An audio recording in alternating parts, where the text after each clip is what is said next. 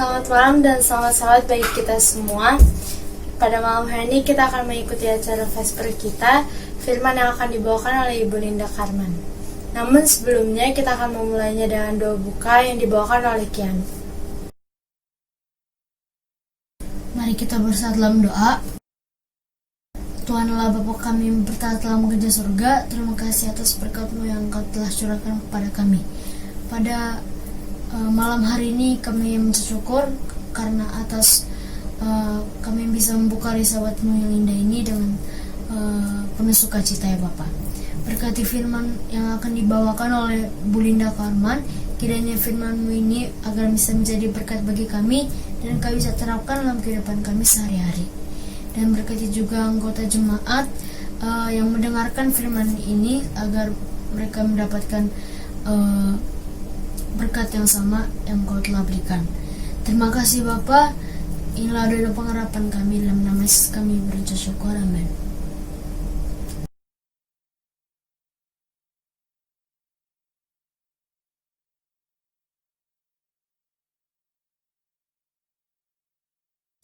Selamat malam dan selamat sahabat kepada kita semua.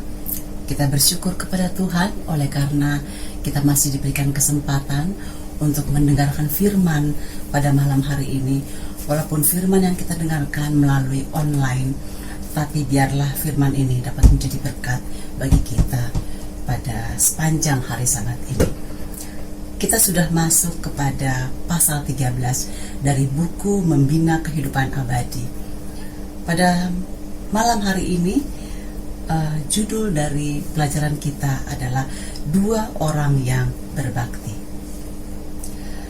Dikatakan dalam pelajaran kita pada malam hari ini, sekelompok orang yang merasakan diri mereka lebih benar dibandingkan orang lain dan merasa apa yang mereka lakukan di dalam perbaktian mereka adalah lebih baik dari apa yang dilakukan oleh orang lain. Tuhan memberikan kepada kita dua perumpamaan yang akan menjadi pelajaran bagi kita pada malam hari ini. Perbaktian yang dianggap benar menurut orang Farisi dan perbaktian yang dianggap benar menurut seorang pemungut cukai.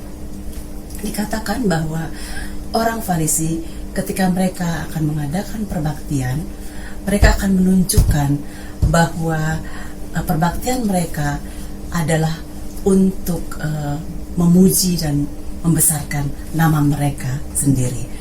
Mereka dapat tunjukkan ketika mereka berangkat menuju ke tempat perbaktian mereka. Pelajaran kita mengatakan mereka akan menunjukkan kemegahan mereka.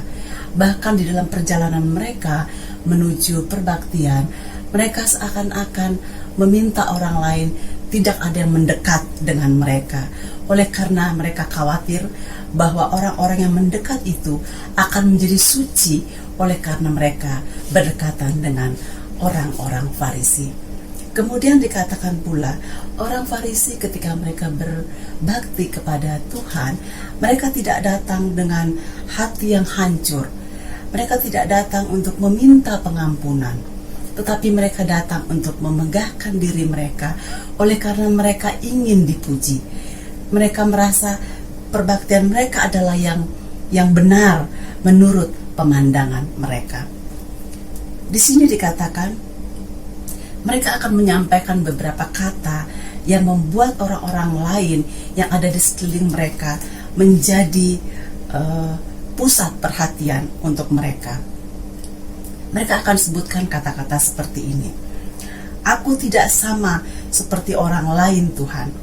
Aku bukan seorang perampok. Aku bukan seorang yang lalim. Dan aku bukan orang seperti pemungut cukai. Di sini dikatakan orang Farisi menilai diri mereka dengan orang lain. Dilanjutkan, mereka akan mengatakan perbuatan-perbuatan baik mereka. Aku berpuasa 2 kali seminggu. Aku memberikan persepuluhan dari segala penghasilanku. Ini menunjukkan bahwa apa yang dia lakukan, dia bandingkan dengan orang lain. Kebenaran kepada dirinya sendiri ditunjukkan oleh agama orang Farisi. Buah-buah perkataannya sendiri dinilai dengan ukuran pemikiran manusia. Dengan demikian, roh yang seperti ini mustahil bagi mereka maksudnya, bersekutu dengan Allah. Mereka akan pulang ke rumah mereka tanpa memiliki sesuatu apapun dari berkat perbaktian mereka. Bagaimana dengan perbaktian seorang pemungut cukai? Dikatakan dalam pelajaran kita, pemungut cukai ketika mereka datang berbakti kepada Tuhan, mereka datang dengan hati yang hancur. Mereka merasa mereka penuh dengan dosa. Mereka merasa perlu mendapatkan pengampunan oleh sebab apa yang telah mereka lakukan di dalam keseharian mereka. Dikatakan pula bahwa pemungut cukai ketika mereka datang berbakti, mereka akan memisahkan diri mereka dengan orang lain. Mereka tidak ingin orang lain melihat kehadiran mereka, oleh karena mereka merasa bahwa mereka adalah kotor, sehingga tidak layak untuk datang berbakti bersama-sama dengan orang lain. Dikatakan bahwa mereka akan mengatakan kepada diri mereka, "Ya Allah, kasihanilah aku yang penuh dengan dosa ini." Ia tidak membandingkan dirinya dengan orang lain. Berbeda dengan orang Farisi, apa yang mereka lakukan, perbuatan-perbuatan yang mereka lakukan, mereka bandingkan dengan orang lain. Tetapi ketika seorang pemungut cukai datang berbakti, mereka tidak membandingkan diri mereka, tetapi mereka melihat kepada kasih sayang Tuhan, bahwa mereka membutuhkan pengampunan atas dosa-dosa dan kesalahan yang dia telah lakukan. "Aku berkata kepadamu," kata Kristus, "orang ini pulang ke rumahnya sebagai orang yang dibenarkan Allah, dan orang ini akan mendapatkan keselamatan atas apa yang dia lakukan." Orang Farisi dan orang pemungut cukai menggambarkan dua golongan orang yang mengadakan perbaktian di zaman yang lalu. Kedua golongan perbaktian di atas juga terjadi ketika Adam dan Hawa berada di Taman Eden. Dikatakan bagaimana Kain dan Habel mempersembahkan korban bakaran kepada Tuhan. Kain merasa dirinya benar, dan ia datang kepada Allah dengan suatu persembahan syukur saja.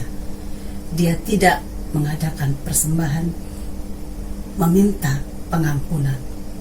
Ia tidak mengadakan pengakuan dosa, karena dia merasa dia dalam keadaan benar.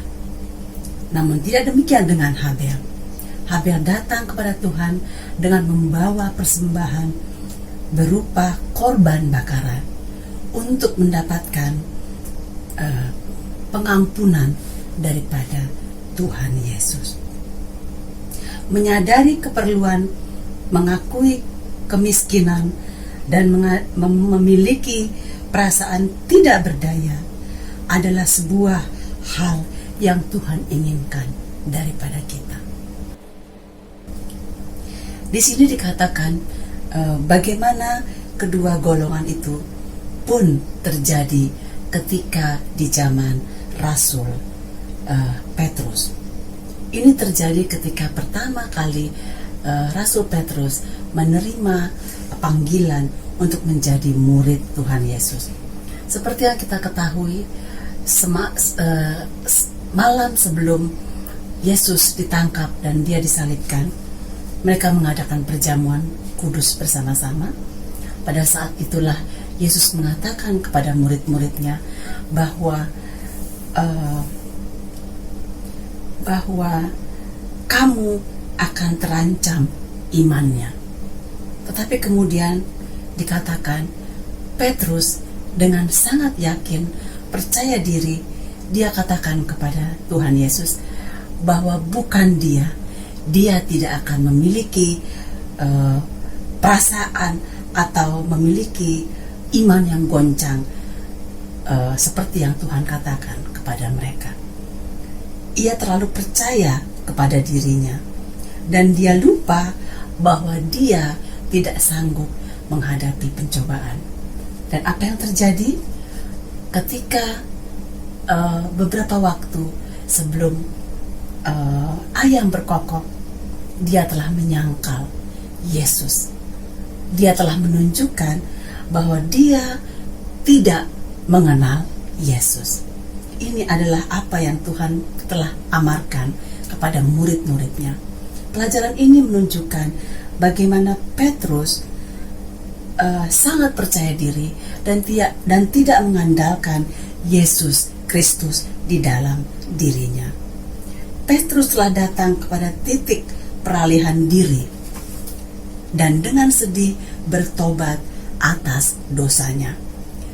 Dikatakan apa yang dilakukan oleh Petrus adalah seperti seorang pemungut cukai. Kemudian dia datang berbakti kepada Tuhan, mengakui segala dosa dan memohon pengampunan daripada Tuhan. Ia seperti seorang pemungut cukai yang menyesal dan bertobat. Dan seperti pemungut cukai itu, ia mendapat pengasihan. Kristus menjamin pengampunan Petrus. Sekarang orang sudah melihat bahwa Petrus bukanlah seorang yang percaya diri, yang selalu mengatakan bahwa dia lebih unggul dari murid-murid Tuhan Yesus yang lain. Sekarang Petrus telah bertobat. Dia lebih mengandalkan Tuhan di dalam hidupnya, merendahkan dirinya, meninggalkan keangkuhannya, dan dia percaya bahwa bukan oleh kekuatannya ia dapat bertahan hingga pada akhirnya. Sesudah kebangkitannya, Yesus memuji iman Petrus. Dia bertanya kepada Petrus ketika itu, "Petrus, apakah engkau mengasihi aku?" Kalau kita belajar dengan sifat Petrus yang sebelumnya, dia akan menjawab dengan percaya diri dan lebih sedikit ke arah angkuh.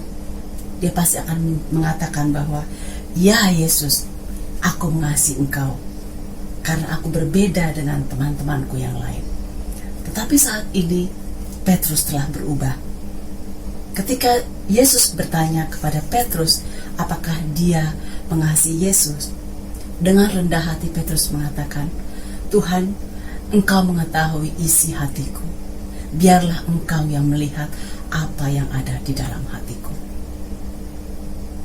Kemudian Yesus memberikan tugas mulia kepada Petrus. Oleh karena dia melihat bahwa Petrus telah bertobat dari sifat atau pembawaannya di waktu yang lalu. Tuhan memberikan pekerjaan yang lebih luas untuk menggembalakan domba-dombanya dan anak-anak domba yang Tuhan Yesus telah gembalakan ketika mereka bersama-sama di dalam dunia ini. Kristus memberi kepada Petrus bukti yang paling kuat mengenai keyakinan dalam pemulihannya. Murid yang tadinya gelisah, angkuh, yakin terhadap diri saja, kini telah menjadi orang yang takluk dan bertobat.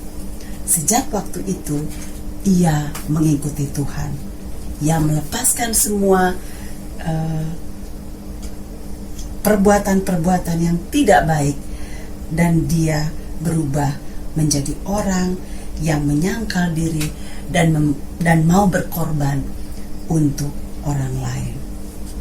Dikatakan bahwa Petrus adalah menjadi satu-satunya murid Tuhan Yesus yang ikut menderita bersama dia ketika Yesus berada di dalam kesengsaraan.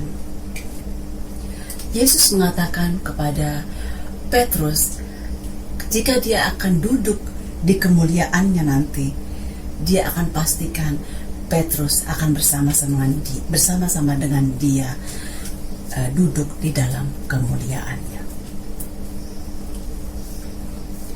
Tidak ada perkara yang begitu menyakitkan hati Allah atau begitu berbahaya kepada jiwa manusia seperti keangkuhan dan merasa diri kuat. Dari semua dosa-dosa inilah dosa yang paling tidak berpengharapan dan paling sulit untuk diperbaiki. Kejatuhan Petrus bukanlah secara tiba-tiba. Ini adalah sebuah tabiat yang lambat laun berkembang dengan sendirinya, yang mana pada akhirnya membawa dia kepada keyakinan dirinya sendiri bahwa dia tidak membutuhkan pertolongan Tuhan. Firman Allah berbunyi, banyak orang akan disucikan dan dimurnikan dan diuji. Hanya orang yang dapat bertahan atas pencobaan akan menerima mahkota kehidupan. Petrus perlu mempelajari kelemahan-kelemahan yang dimilikinya, dan dia membutuhkan pertolongan Tuhan Yesus untuk melepaskan dari belenggu keangkuhan yang dia miliki selama ini. Tuhan tidak dapat menyelamatkan Petrus dari pencobaan, tetapi Tuhan menjanjikan bahwa Tuhan akan membantu Petrus untuk melewati kekalahannya.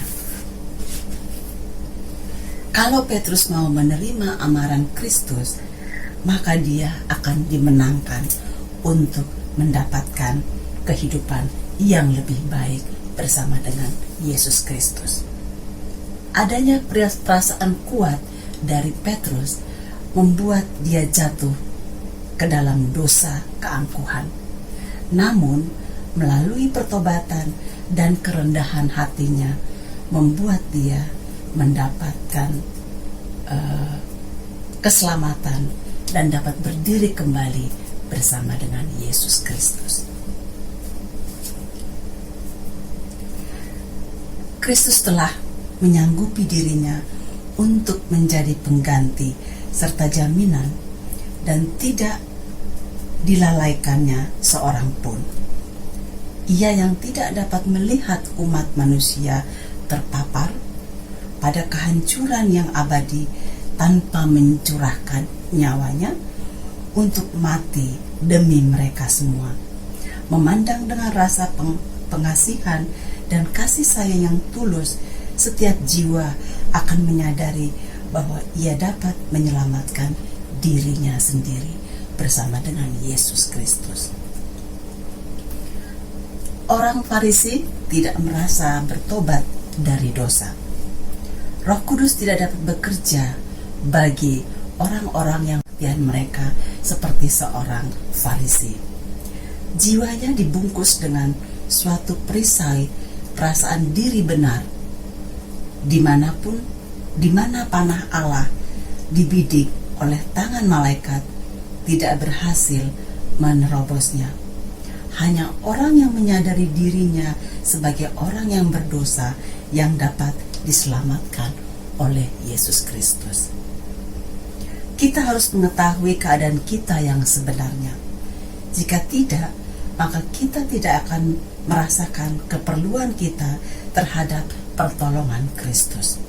Kita harus mengerti bahaya kita kalau kita tidak dapat lari kepada perlindungan Tuhan Yesus. Kita harus merasa sakit akibat luka-luka kita. Kalau tidak, kita tidak akan mengingatkan kesembuhan yang hanya kita dapatkan dari Yesus Kristus.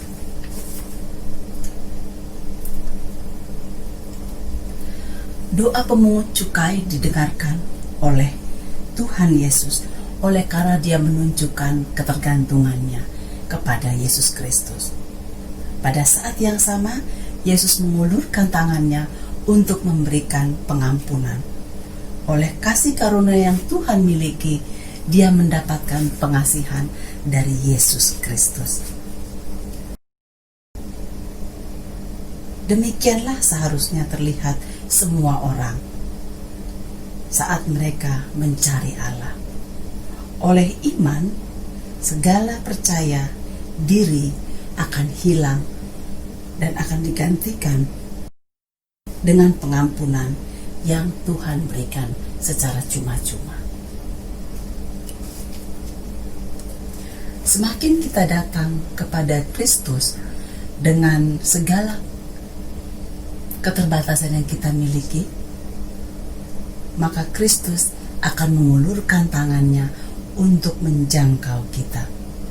Semakin jelas kita akan melihat kehebatan dosa itu, dan semakin kurang perasaan kita untuk meninggikan diri kita. Betapa Allah yang kita miliki adalah Allah yang penuh kasih, Allah yang selalu memberikan pengampunan ketika kita meminta dengan sungguh-sungguh atas segala dosa, kesalahan yang telah kita lakukan, perbuatan yang kita lakukan di waktu yang lalu, dan kemudian digantikan dengan kehidupan baru yang Tuhan berikan oleh karena pengampunan, adalah sebuah harapan dari setiap orang yang percaya kepada Tuhan. Firman Tuhan demikian. Lalu bibir kita tidak akan dibuka untuk memuliakan diri kita sendiri. Kita akan tahu bahwa kekuatan kita adalah dalam Kristus saja. Kita akan menjadikan pengakuan kita menjadi pengakuan dosa yang terbesar yang kita lakukan. Sebab aku tahu bahwa di dalam aku, yaitu di dalam aku sebagai manusia, tidak ada sesuatu yang baik. Tetapi aku sekali-kali tidak mau bermegah selain dalam salib Tuhan kita. Sebab olehnya dunia telah disalibkan bagiku dan aku bagi dunia. Ini adalah firman Tuhan yang Tuhan sampaikan sehubungan dengan sikap-sikap Rasul Petrus di zaman ketika itu. Allah tidak ingin kita memiliki pandangan bahwa Allah akan gagal untuk menggenapi janjinya. Allah akan kehilangan kesabarannya terhadap kita, atau Allah akan berkurang kasih setianya kepada kita, sehingga kita ragu-ragu untuk datang meminta pengampunan kepada Dia. Tetapi dikatakan demikian, takutlah jangan sampai kemauanmu tidak akan ditaklukkan kepada kemauan Yesus Kristus, supaya jangan sifat-sifat warisanmu yang telah bertumbuh itu akan mengendalikan kehidupanmu. Allah lah yang mengerjakan di dalam kamu baik kemauan maupun pekerjaan menurut kerelaannya. Ini adalah janji Tuhan kepada kita, bahwa tidak ada alasan untuk kita untuk tidak mengakui dosa dan kesalahan kita, untuk mendapatkan pengampunan yang sejati dari Allah yang kita sembah. Hendaklah diri kita dikeluarkan dari pandangan Kristus saja yang harus ditinggikan, bukan manusia. Bagi Dia yang mengasihi kita dan yang telah melepaskan kita dari dosa dan melalui darahnya, hendaklah setiap mata dan pujian, setiap hati diarahkan ke atas kehidupan di mana takut akan Tuhan didambakan. Tidaklah akan menjadi kehidupan yang sedih dan suram. Ketidakhadiran Kristus yang menjadikan wajah sedih dan kehidupan menjadi pengembaraan yang penuh keluh kesah. Jadi Tuhan tidak menjanjikan kesedihan kepada kita ketika kita datang kepada Tuhan dengan kerendahan hati kita. Orang yang dipenuhi dengan penghargaan terhadap diri sendiri, cinta diri sendiri, dan merasakan bahwa diri pribadi adalah yang benar, mereka memiliki kehidupan yang tidak selaras dengan Yesus Kristus. Hati yang belum jatuh di atas batu itu angkuh terhadap kesempurnaannya. Orang menginginkan agama yang terhormat. Mereka ingin berjalan pada jalan yang cukup lebar untuk membawa serta sifat-sifat manusiawi mereka. Cinta dirinya, cinta kepada kepopuleran dan gila pujian, mengeluarkan juru selamat dari hati mereka dan menggantinya dengan kemewahan atas diri pribadi mereka sendiri. Tetapi Kristus yang tinggal dalam jiwa adalah suatu sumber kesukaan bagi semua orang yang menerima Dia. Kunci inti dari firman Tuhan yang disampaikan pada saat berbicara mengenai perbaktian. Bila orang berdosa ditarik oleh Yesus Kristus untuk lebih dekat kepada salib dan menaklukkan dirinya di hadapan Yesus Kristus, ada suatu kehidupan yang baru, suatu hati yang baru diberikan kepadanya. Mereka menjadi makhluk yang baru di dalam Yesus Kristus. Kesucian akan mencapai titik kesempurnaan. Allah sendiri benar dan juga membenarkan orang percaya kepada Yesus Kristus. Dan mereka yang dibenarkannya, mereka juga akan dimuliakan. Beginilah firman Tuhan kepada bangsa Israel untuk memuliakan dan meninggikan nama Tuhan. Raja-raja akan melihat perbuatanku, lalu bangkit memberi hormat, dan pembesar-pembesar akan sujud menyembah, oleh karena Tuhan yang setia, oleh karena yang Maha Kudus, Allah Israel yang memilih engkau. Terakhir, Yesus mengatakan demikian kepada kita semua. Sebab barang siapa meninggikan diri, ia akan direndahkan. Dan barang siapa merendahkan diri, ia akan ditinggikan. Demikianlah firman Tuhan yang kita pelajari bersama pada malam hari ini. Bagaimana dua golongan, dua cara berbakti yang Tuhan berikan untuk menjadi pelajaran bagi kita masing-masing pada malam hari ini. Kita akan memilih dari antara keduanya. Apakah cara perbaktian yang kita lakukan adalah cara perbaktian orang Farisi, atau sebaliknya perbaktian dilakukan oleh seorang pemungut cukai? Mari kita renungkan bersama-sama. Semoga menjadi berkat bagi kita semua. Selamat malam, Tuhan memberkati.